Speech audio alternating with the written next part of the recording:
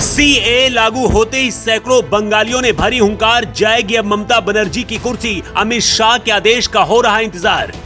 CA लागू होते ही तमिलनाडु में रची जा रही सबसे खतरनाक साजिश, कौन है जो मोदी को खत्म करने की बना रहा प्लानिंग। शाह का आदेश आते ही लाखों बंगालियों ने पलट दिया चुनाव, डर गई ममता बनर्जी, रोहिंग्या मुसलमानों की तैयार हो रही लिस्ट।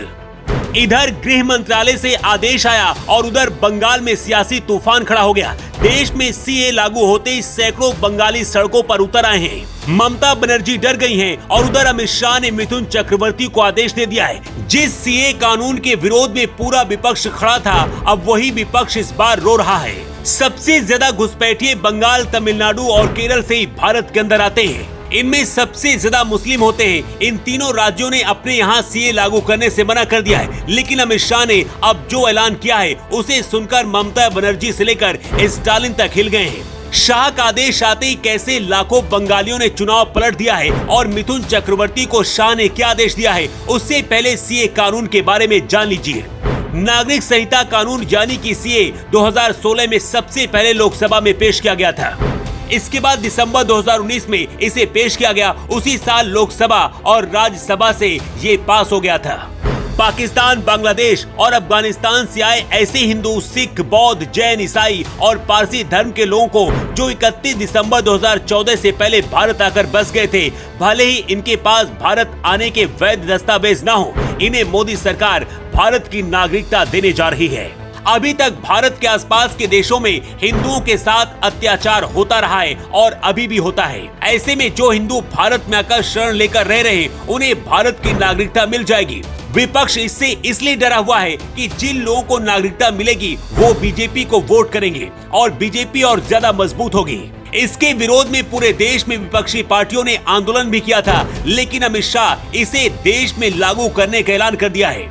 सबसे ज्यादा इससे बंगाल में बवाल मचा हुआ है। अभी तक ममता बनर्जी पर आरोप लगते रहे कि बांग्लादेशी मुस्लिमों को नागरिकता देकर बंगाल में बसाया जा रहा है। बांग्लादेशी ज्यादातर मुसलमान ममता बनर्जी को ही वोट करते हैं, लेकिन अब बीजेपी ने इससे भी बड़ा मास्टर स्ट्रोक चल दिया है। सीए आने के बाद भारत में रहने वाले हिंदू, सिख, ईसाई जैसे गैर मुस्लिमों को नागरिकता मिलेगी, जबकि मुस्लिमों को आसानी से नागरिकता भारत की नहीं मिलेगी। जो लोग भारत को इस्लामिक देश बनाने का सपना देख रहे हैं, उनके लिए ये सबसे बड़ा झटका है। वैसे आपके लिए जानना भी बहुत जरूरी है कि कानून के मुताबिक असम, मेघालय, मिजोरम और त्रिपुरा के उन आदिवासी इलाकों में सीए लागू नहीं होगा जिन्हें संविधान की 6ठी अनुसूची के तहत संरक्षित किया गया है।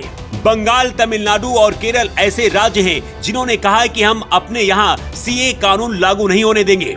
इसके जवाब में अमित शाह ने कहा है कि ये तय करना सिर्फ केंद्र सरकार का काम है, चुनाव के बाद सभी को मानना ही पड़ेगा। सीए कानून लागू होने के बाद भारत को मुस्लिम देश बनाने का सपना देखने वाले कितना ज्यादा बौखला गए हैं, इस बात को भी समझ लीजिए। तमिलनाडु की डीएमके सरकार में मंत्री टी.एन. अनबरन ने पीएम मोदी को धमकाने वाला विवादित बयान दिया है। डीएमके के मंत्री अनबरसन ने पीएम मोदी के टुकड़े करने की धमकी दी है। इधर पश्चिम बंगाल में हजारों बंगालियों ने हुंकार भर दी है। दशकों से जिन बंगालियों को नागरिकता बंगाल में नहीं मिली थी, अब उन्हें दी जाएगी। इससे ममता बनर्जी डरी हुई हैं। इसके साथ ही अवैध तरीके से रह रहे बंगाल में रोहिंग्या मुसलमानों को भी देश से निकाला जाएगा। इस वक्त मोदी शाह ने बंगाल के अंदर मिथुन चक्रवर्ती को जिम्मेदारी दी है। मिथुन चक्रवर्ती पार्टी के लिए अंदर ही अंदर जगह बना रहे हैं और अगर अगली बार बीजेपी बंगाल में आती है तो मिथुन को मुख्यमंत्री की कुर्सी भी मिल सकती है। हिंदुस्तान में सीए कानून लागू होने के बाद इसे भारत के हिंदू देश बनने की राह पर देखा जा रहा है। इस कानून के आने से पाकिस्तान, बांग्लादेश और आसपास के देशों से भारत आए हिंदुओं को राहत मिलेगी। क्या सीए कानून देश में लागू करके सही किया जा रहा है? कमेंट बॉक्स में अपनी राय लिखकर आप जरूर बताएं। Bureau report.